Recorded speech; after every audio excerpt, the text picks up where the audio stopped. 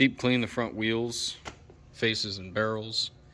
I did the last of my K-drop prep, so obviously the plugs have changed everything I did the last time. Strut mounts are dropped on both sides. The steering rack is actually out. I pulled this out last time, and I just deep cleaned the snot out of this since it was all greasy, but now everything is nice and dry. Excuse the hands.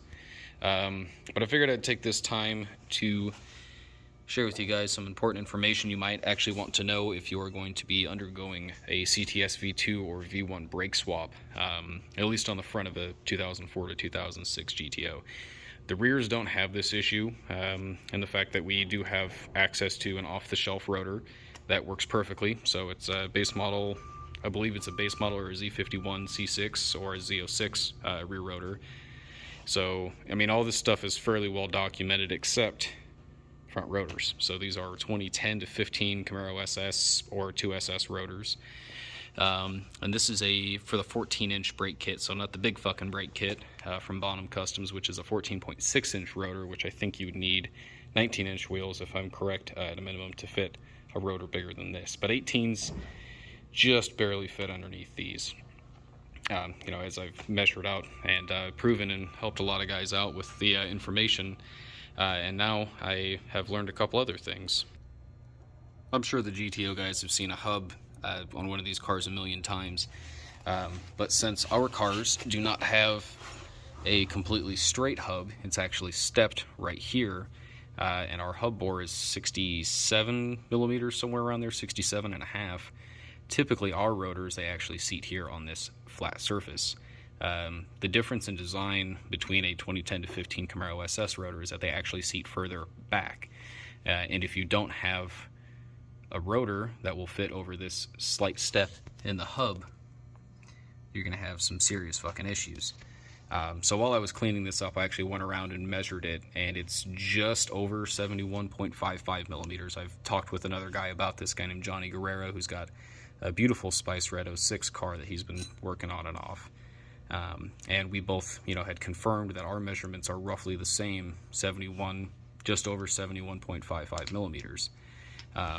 So if you are going to undertake this swap, please keep in mind that you will need a machined rotor lip or the hub bore opened up. I did mine to 71.55 millimeters, and it's worked out damn near perfect. Normally, the Bonham kit only includes these little bronze or whatever material this is, these bushings that you obviously just slide over the rotor seats on, and it helps center it so that way it's somewhat lug centric, but there's a 30 thousandths discrepancy with this.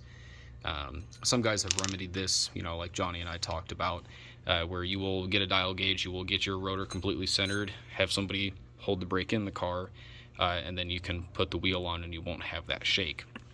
You know, I tried to get things done in a more timely manner than I should have last time when I initially put on the original front rotors to the car, and I had just bored them out by hand. I measured everything out, marked it out with a Sharpie the best I could, and just took a Dremel to it. And admittedly, I did have actual clearance issues with the R1 Concepts rotors that I had, which caused a very, very slight brake drag in the front, but most of it was caused by the fact that, one, my rotor was actually out of round on the hub bore, and because there was a 30 thousandths tolerance on these, as you can see, I can shake it up and down on the stud, you know, that caused that front end shake that would get exponentially worse at speed. Going around town or 65 or 55 miles an hour, it wasn't bad. But if you have a correct squarely machined rotor, the hub bore opened up for this particular step on our rotors, then you're going to have a much better time. Obviously, I ran into my own problems reassembling everything, trying to get everything balanced and put back together. Hindsight, I should have just left the strut mounts up, but I was just getting things knocked off my mental to-do list. You will actually, with the 71.55 millimeter hub bore, you will almost need to draw the rotor onto that step of the hub. And with, obviously, the strut up and not all of this angle induced into it, it will almost press fit itself. You're going to have to go around in a star pattern, just like tightening a wheel on. You'll need to draw the rotor on squarely. I'm sure you could open it up to 72 millimeters. And if you've got like brand new hubs or a hub with absolutely no corrosion on it that you haven't had to knock off like I did, then you'd have a much better time. But these brakes all went together perfectly well. These are just EBC slotted and dimpled rotors, didn't go for drilled. Obviously, the hub bore has been machined out. That was $160 for 2 rotors, done in 2 days. And we're doing some EBC red stuff brake pads, since I was extraordinarily sick of all of the dust from the Hawks pads. So while I'm redoing the brakes, I mean, the brakes all in all are going to cost me about $1,100 to redo them, counting machine work and shipping and prep and everything and hardware.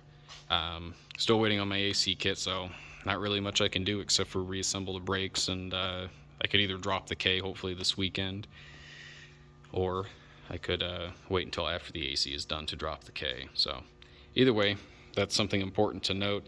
Again, it's 71.55 millimeters. Any machine shop worth their salt should be able to mock these up, square them up, and get you machined out to where you need to be.